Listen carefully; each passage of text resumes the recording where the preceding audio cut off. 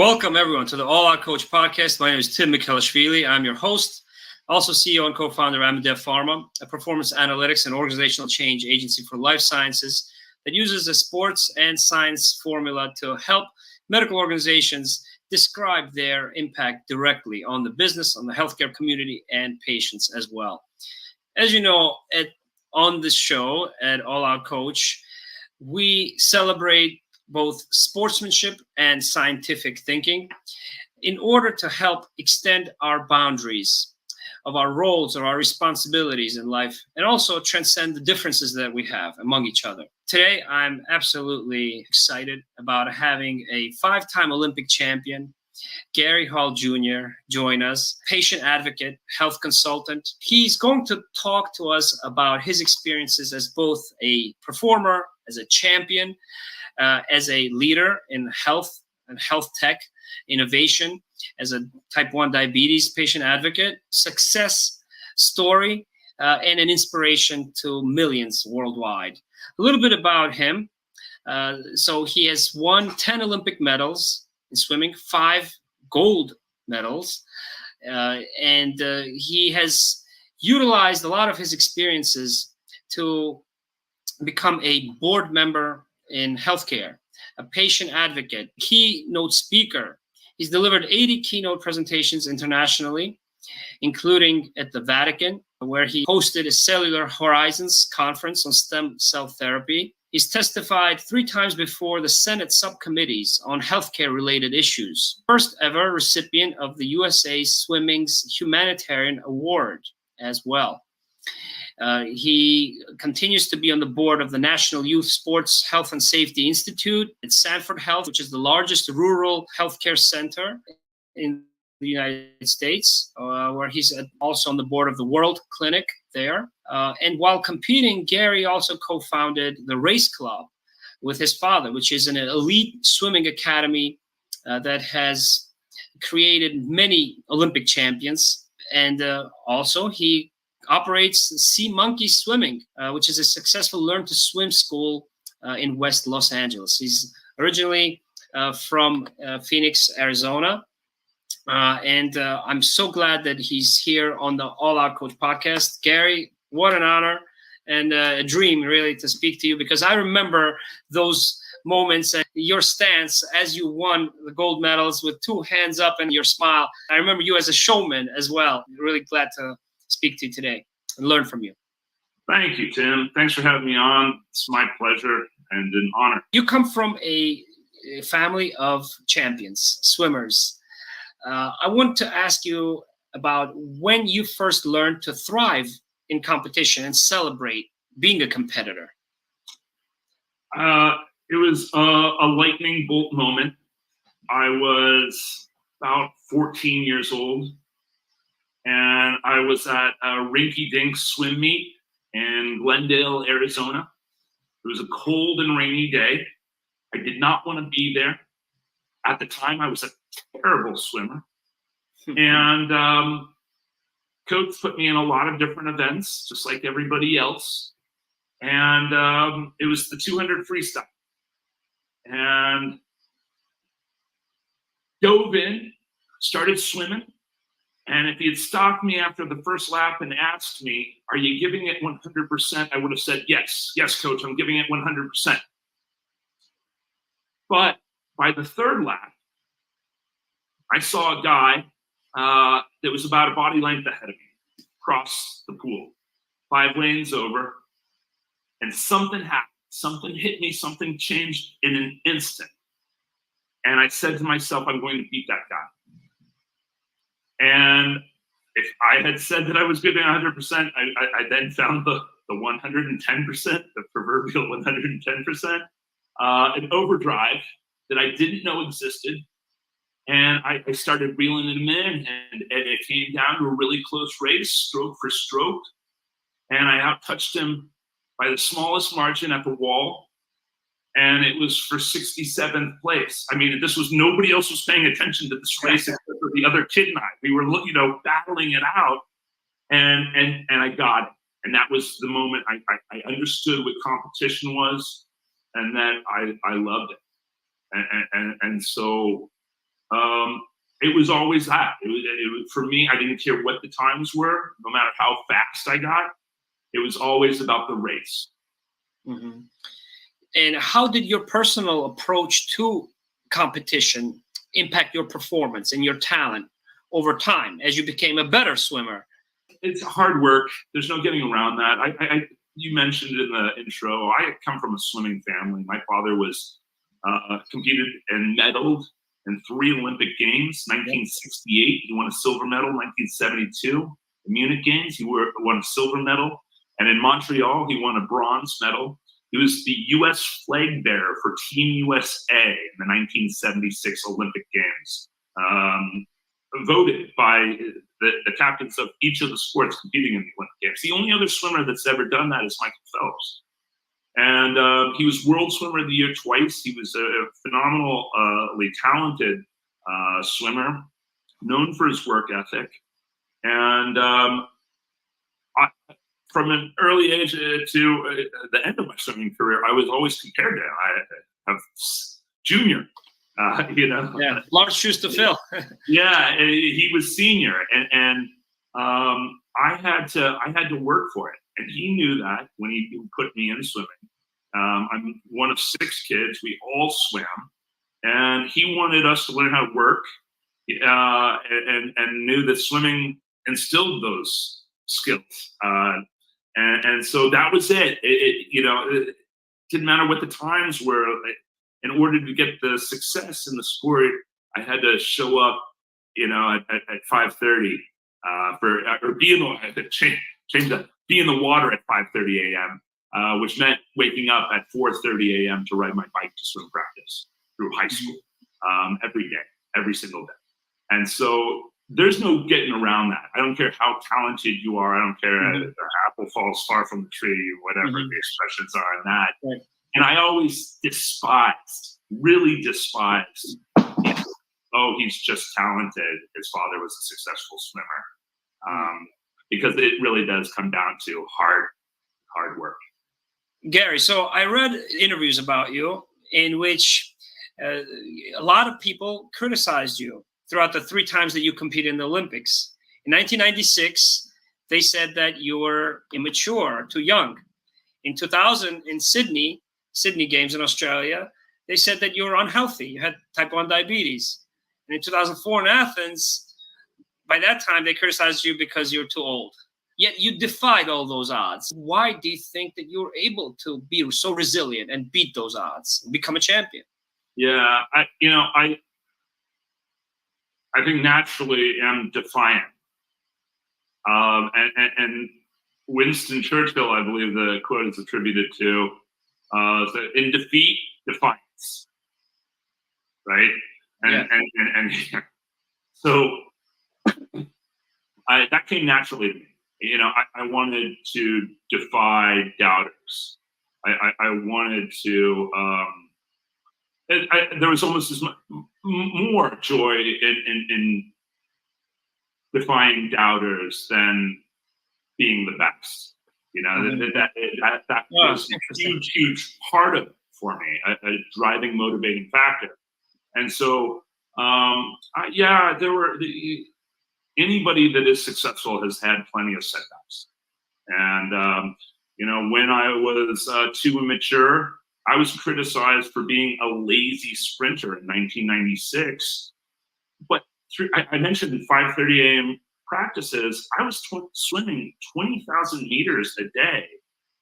During heavy training, we were going over 30,000 meters a day, every single day outside of school hours that I was attending.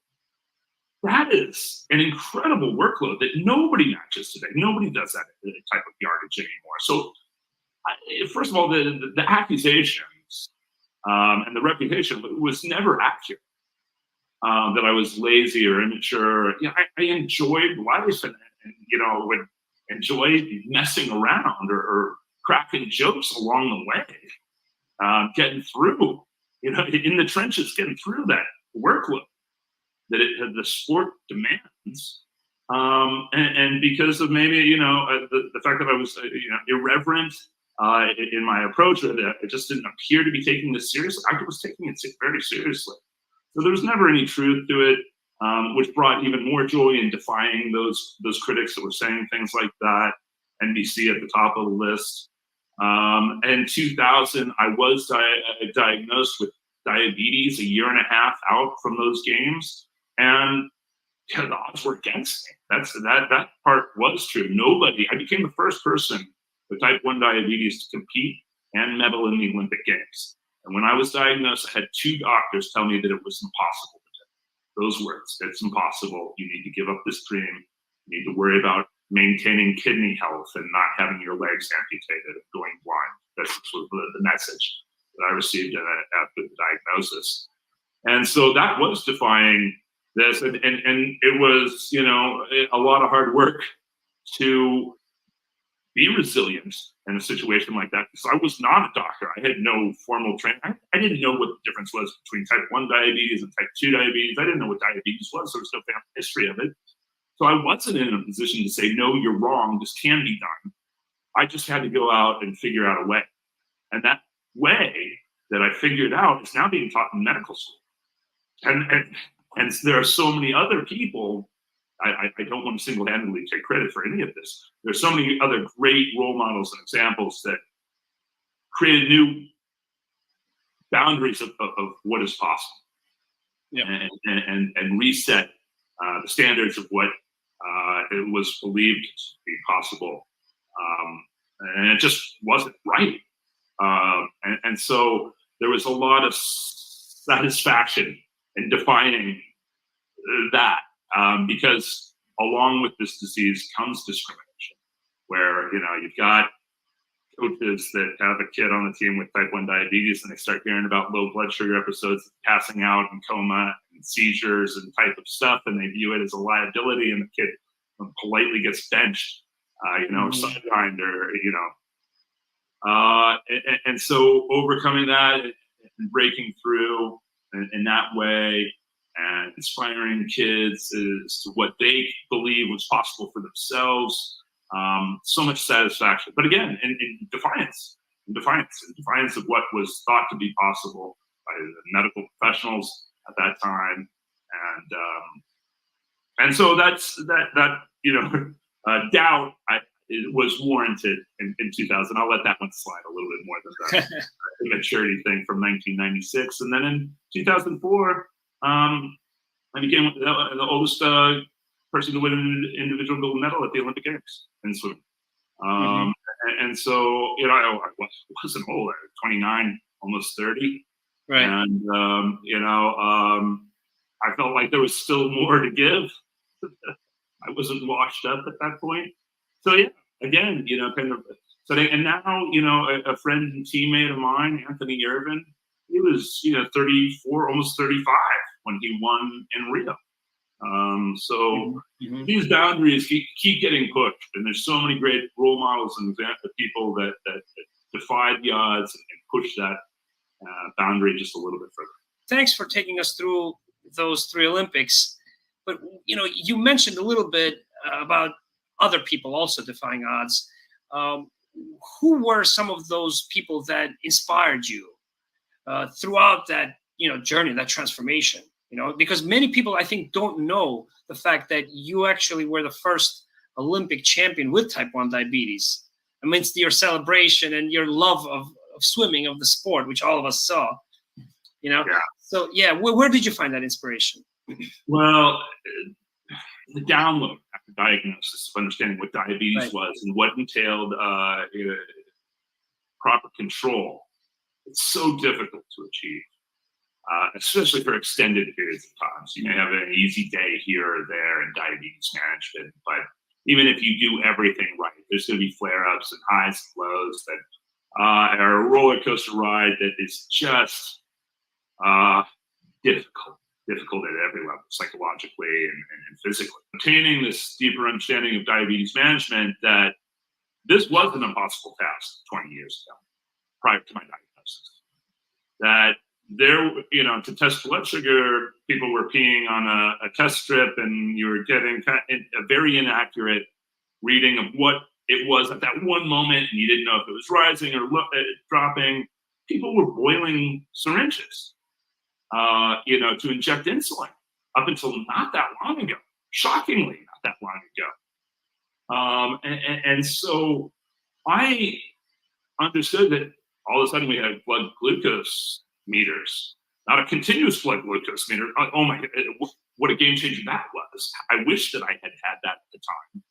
But there were innovations happening in medical research that empowered, that enabled me to be able to reevaluate what is possible in this world of diabetes and sport.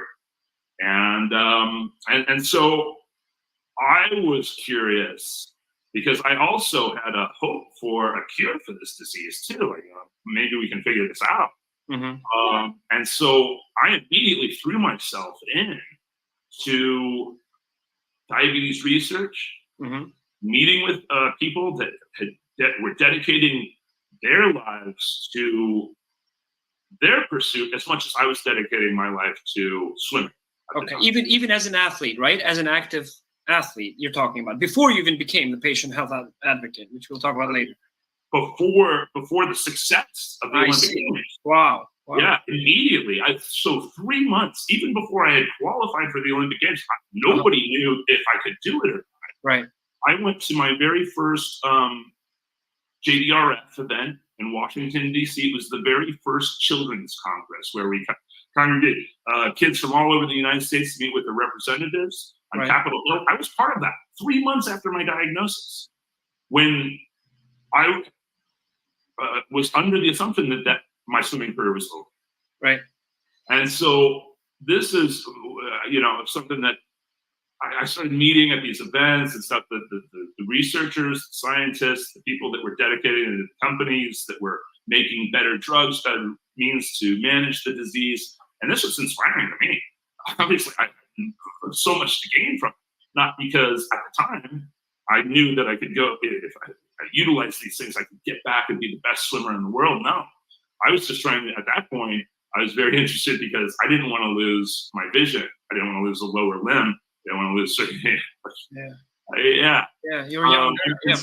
Being able to connect with people that in the lab space and these startups and large pharmaceuticals as well, companies as well, that were as passionate about what they were doing as what I was doing and making alleviating human suffering. Mm-hmm. So I never ever get preachy, but I was brought up in a family that valued how to be a man for others. A man for others was the motto of my high school, an all-boys Jesuit high school. Right. And so how to alleviate human suffering. This was not just a religious indoctrination. Sure. This was a family credo. Right. This is something that this is our so honorable. Yeah. This is what life is about. How do we alleviate human suffering? How do we make life easier for others? And so I took naturally to this cause and patient advocacy, even though sometimes it pitted me against large pharmaceutical companies that were the hand that fed, and making stance against rising drug prices. Mm-hmm. And access to health insurance. That made me a popular character amongst, better lucrative opportunity, routes. Yeah. So, I think that was the commonality that I immediately connected with the people in research, was that their ultimate goal, many of them because of a personal connection, because they had a family member that had suffered from this disease, and they wanted to make it easier for people in the future. I found that admirable and inspiring. Yeah, I think your courage as a champion, as an athlete, had continued to be consistent throughout your becoming a patient and an active, passionate advocate as well, through your story. Would it be fair to then say that based on your increased visibility into the innovations in the research, you were then able to go past those two physicians who had told you, look, you can't compete anymore, but you were then, driven to believe in that research, and then as a result, continue to compete and win at the Sydney Olympics? Yeah, absolutely. And I can narrow it down to one individual. There was a woman, Dr. Ann Peters. She was at UCLA at the time. She's now USC. And if it had not been for her, I was walking suicide. That I had written it off and given myself enough time until the complications start showing up. But that was my plan, and not going back to the Olympic Games. And if it had not been for her and connecting with her, and the way that I connected with her, my father, was a third generation doctor, and he was an eye surgeon. And so he saw retinopathy, the effects of diabetes and managed diabetes in the eye, frequently, and knew how devastating the disease could be. And so through that network, my father had identified this woman out in California, and went out and met with her, and she said, "Oh, all right, let's give it a try." Was their response, rather than saying, "No, this can't be done, it's impossible." It was like, "Well, it's never been done before, let's give it a try." And that was, and so I cannot give her enough credit for my ability to kind of get back in and try. And that's how all great things are accomplished. You know, you taking somebody and it starts with trying. Thanks for reminding us, and pointing out that your father was a physician also. And so I think this is a good segue for me to ask you about my hypothesis that the sports and the scientist mindsets are the two most productive for any business, regardless of their past training or experience in either. Because you started to have more relationships, business relationships, you start to speak for many organizations as a board member. What do you think about that hypothesis that I have at All Out Coach and Amadea Pharma? Yeah, so there's one common thread that unites all successful people in my experience. And when you win at the Olympic Games, you meet so many interesting people, titans of industry and all different sectors and entertainment and sport. And the one common thing that I found amongst all of them was an obsession with being better. Not to be the best necessarily. There's some that say, one day I'm going to be the best or something like that. Yeah. But it wasn't that. It was all of their obsession with improving themselves, self-improvement. A little bit every day. Just these very minuscule improvements. But if we can do that every day. And so that's what I appreciated in the dedication of the scientists and doctors, was this, through this debate about healthcare, I've heard that the healthcare system is broken. It's not broken. It's not the best, it's not the worst, it's somewhere in between, right? And how do we move the needle? How do we improve that healthcare system just a little bit? Because we don't go from broken to fixed and nothing in between. It's somewhere in between. So how do we improve it? And it's those incremental improvements that will save us and save the healthcare system. So I saw that in the successful doctors and scientists. I saw that in the great, capitalists and successful business people. And that's certainly what I had that pushed me, that got me to the top. And the only way to stay at the top is to continue to improve, because once you're there, everybody else is done it for you. Yeah. Gary, I know that, you at one point, you had mentioned that you were not healthy enough to receive health insurance, even as a patient. I read that in that same interview. And so I want to kind of switch gears now more and talk a little bit more in detail about your experiences throughout that transition and your perspectives of scientists, some of the leading scientists in the world, many of whom can have some incredible credentials and also some expectations, personal expectations, and even ego, right? In many individuals, which you see among physicians, among researchers, right? Thought leaders. What surprised you and challenged you when you became a patient advocate first in diabetes? one of the biggest realizations was that after I was diagnosed with type 1 diabetes and being part of the national team, I couldn't get health insurance. Right. Yeah, this was 20 years, a little over 20 years ago. I was healthy enough to win an individual gold medal at the Olympic Games and be the fastest swimmer in the world, undisputed. Nobody could argue that. Yeah. I was not healthy enough to purchase health insurance. And so this was an immediate eye opener on well, this is not, that's not right. Because it was a pre-existing condition. And so it wasn't until the Affordable Care Act that I was even able to get insurance. And it was always so much trouble. And so to be able to get it, I had, because if I was on the national team, then I had insurance. But the second, the standard to be on the national team and get the health insurance was you had to be top 2 fastest in the United States and top 5 in the world. And so meets are staggered. Australia might have their big meet 3 months before the US has their big meet.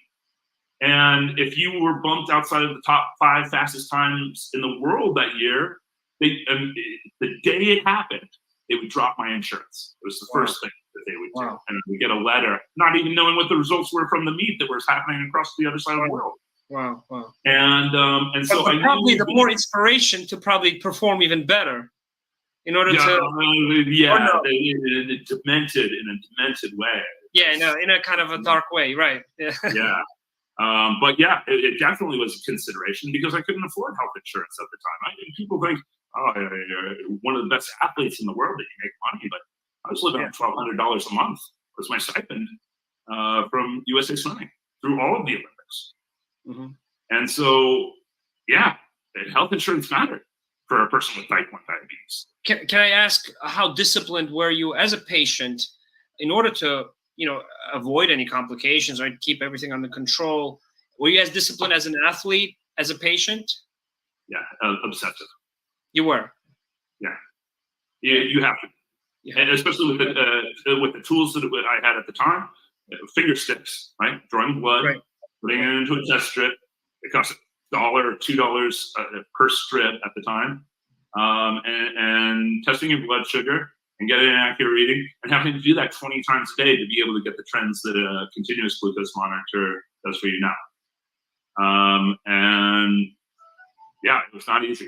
It was not easy. But I realized at the time, if it's this difficult for me, whether there was some celebrity status involved in accomplishment, and how difficult is it for a family where the mom's working 2 jobs, the dad's working 2 jobs, and the kids are, struggling to get by. There's no safety net to help people, especially at that time. And so that was hard. And again, one of the realizations where, hey, there wasn't even a name patient advocate. We were looking to do what AIDS patients had done in terms of advocacy. And it's phenomenal. It's still, to this day, is the gold standard in terms of what patient advocacy, what can be accomplished with patient advocacy. And so, we were so far from that, the diabetes community. There were a few organizations that were just struggling to get by and, do fundraising that, help provide some supplies to unprivileged, uninsured kids and stuff like that. But there was a glaring need, and so it made it a lot easier for me to be able to get in and do that because I knew how much it took to manage the disease, how difficult that was. Do you think that your experiences as an athlete, as a champion, had an important impact on the leading scientists in whose hands and in whose control it was to make care more accessible for other patients, let's say? Did they get inspiration from you as an athlete to move this along a little bit faster, for example? I don't have enough ego to think that I had anything to do that I inspired them to do their job better.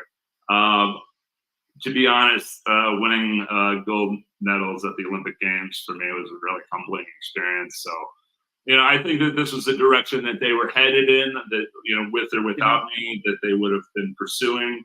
And I applaud their efforts. And I often describe myself through those years, half jokingly, as a cheerleader in medical innovation. Right. Because, like I said, when I first started doing it, I didn't know that catchphrase, patient advocate. Right. But you're a passionate advocate as well. So the passion, I think, to spread the message, right? And any chance I had to meet with the brilliant minds at the bench, I certainly did my best to convey, one, appreciation, because they don't connect with patients very often. They're isolated, encapsulated in their lab space. They don't know the patients that are living with this disease every single day, and they don't see the suffering in the same ways that the mothers and the fathers and the siblings do of people living with this disease. And so thanking them was very important for me. On behalf of all people with IVs, really, thank you for what you're doing. This means a lot to us.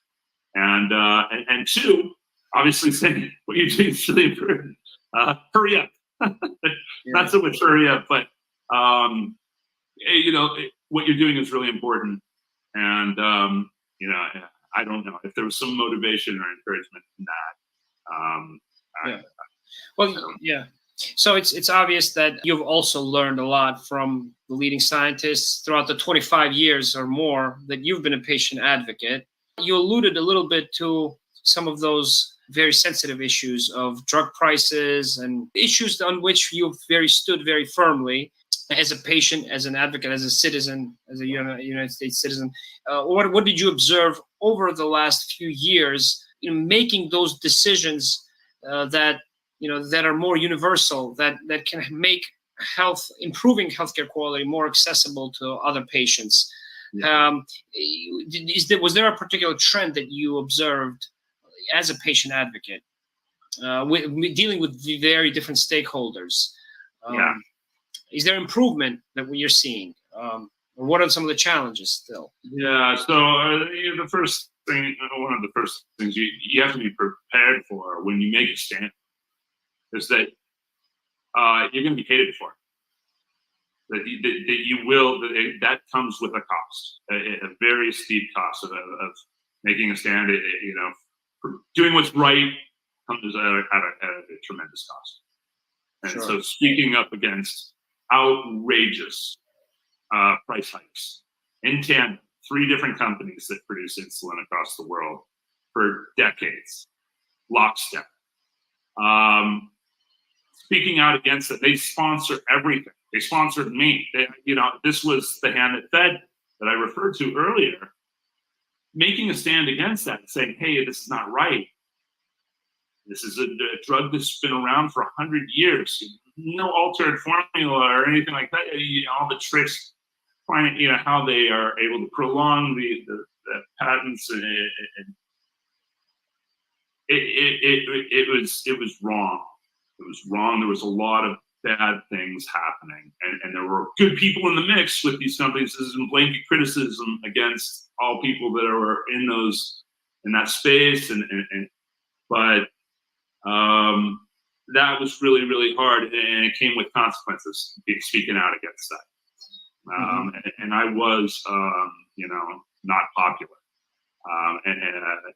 for a period of time amongst many,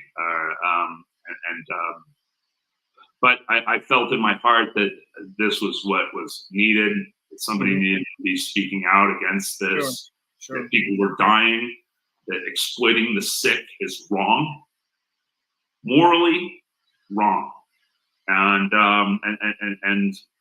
that it needed to be reeled in, controlled, regulated in some way.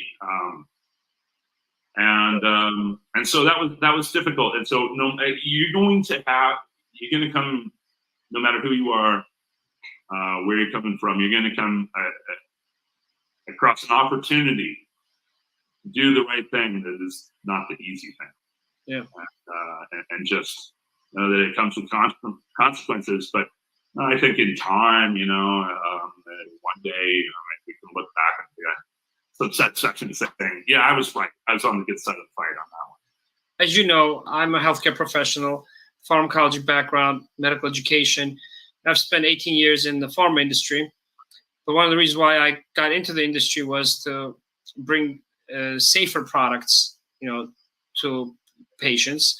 And I remembered drugs that were recalled after they came onto the market, which to me was unacceptable. And in all the work that I'm doing, I share the sentiment with many other healthcare professionals I know in the industry who want to directly improve patient outcomes, right? But unfortunately, there's so many complex issues other than just the innovative qualities or attributes of a product that have to do with geopolitical issues or other stakeholders, health plans that may take those medical decisions out of the hands of those who need to, really make those decisions, like physicians. But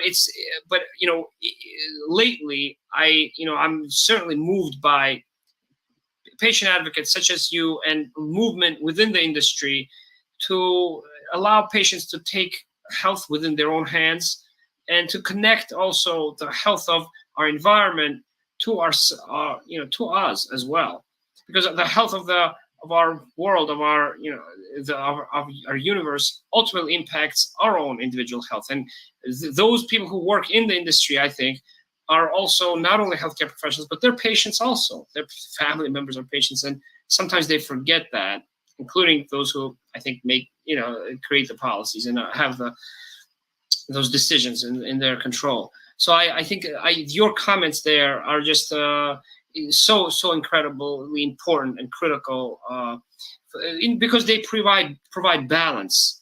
I think they inspire those who work in the industry to think a little bit more, to be a little more introspective, Gary.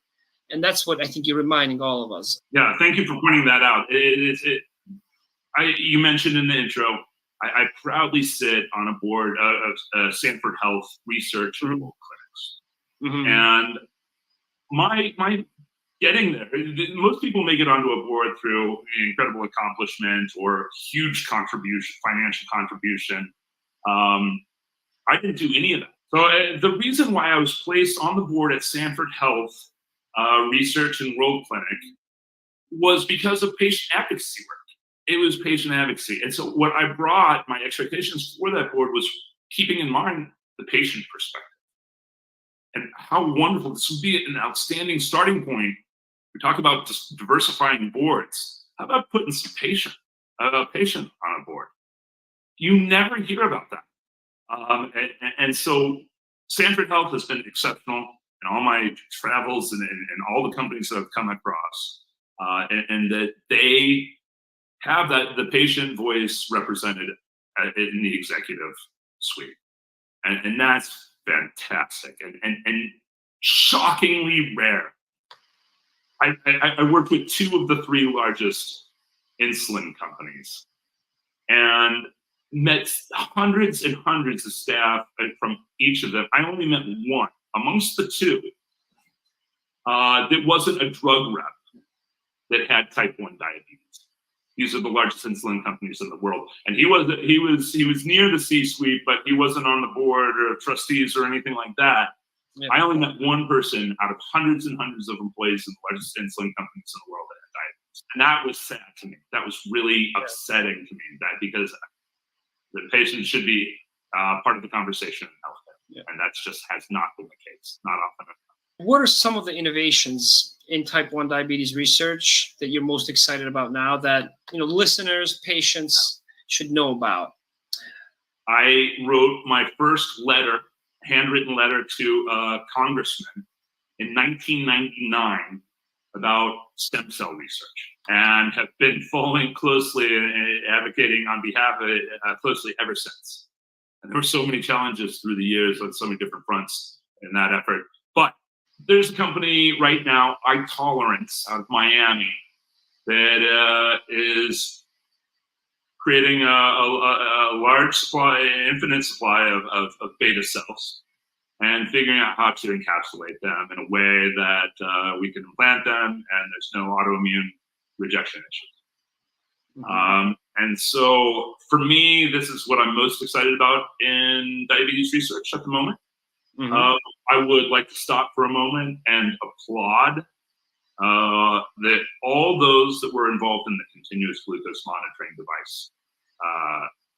That was the biggest game changer in diabetes innovation in the history of the drug since the isolation of insulin back in 1923. And so there continues to be devices that make our life easier, being able to connect and pair with insulin pumps, which I was never too keen on, or smartwatches and stuff like that. It's the CGM space that has been, the biggest game changer. So I love that. I'm not paid by anyone to endorse Dexcom or Abbott. Those are the two companies that really have great products out on the market. But they're so those two things.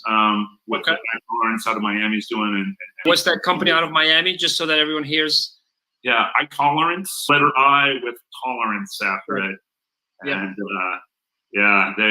that's Dr. Camillo Riccordi and a few others. I knew him for years down in Miami. He was at the University of Miami for a long time, and doing beta cell transplants.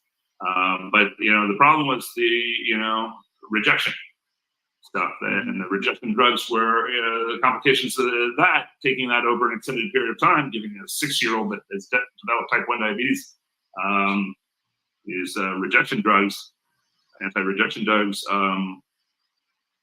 were worse than properly managed diabetes. So, and there was such a finite supply of beta cells from cadavers. So through stem cell, we were able to address that, create a large enough supply to treat everyone. But how do we shut off the immune response or protect against the immune response? These guys have figured out how to do that and run in some trials in primate, non-human primates. And I'm really excited about what they do. Great. And Gary, I do want to mention that you do a lot of work with patient engagement. And so you, I imagine, help patients connect to clinical trials as well. And you're an expert in this area, interest. Yeah. And there is probably needs to be something said about the importance of screening, right, and prevention as well. And I do have to recognize our mutual friend, Rob Adamowski, for introducing me to you at Prevention Bio, where I've also done some consulting work, which has a product that delays the onset of stage 3 type 1 diabetes as well. So screening, any comments you have on the screening and the importance? Yeah, so you mentioned Rob, what a great guy. And certainly prevention is on the right track.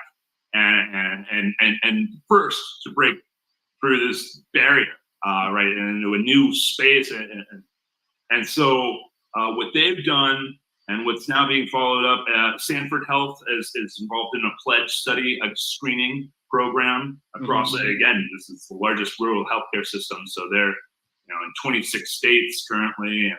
And so, the screening and prevention approach is a good one to take, and something that I'm very aligned with through Sanford Health, and I've followed Rob and prevention, and everything they've done. They've led the charge. Gary, the slogan at All Out Coach is "Stretch yourself, lift others." I want to ask you how you are currently creating new champions and passing the baton. I'm very proud of what I accomplished in the sport of swimming.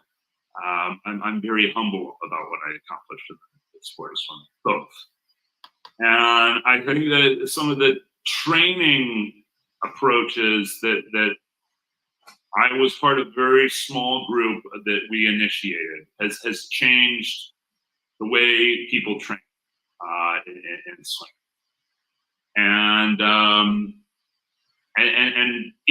this is normal. Each generation upon the shoulders of the last, right? And they keep building upon what But I will take some credit that I was part of a very small group that changed dramatically. I mentioned in high school I was swimming 20,000, 30,000 meters a day. That was the formula.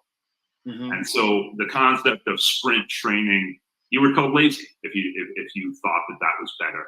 And I intuitively knew that it was better. And I looked at track and field. I remember as a sophomore in high school on the pool deck at 5:15, waiting to jump into the water, arguing with my coach saying, in track and field, the 100-meter dash guys are not training the same as the cross-country guys. It's running. Yes, it's both running, but it's not the same. And it doesn't make sense that we're all doing the same. And, so we changed the way that swimming is trained for. I'm very proud of that. Through the race club, we do offer analysis and stuff to competitive swimmers, but there's something that I feel is much more giving back to the swimming community is the Learn to Swim program. And I'm not looking to create Olympic champions. I'm looking to instill love for this element of water. Mm-hmm. Something to connect. We are 90% water. Our cells are 90% water. We have this connection. And whether you believe we crawled from the sea many years ago, or it's just in our cells. It is in our cells and in our DNA. We need water to live.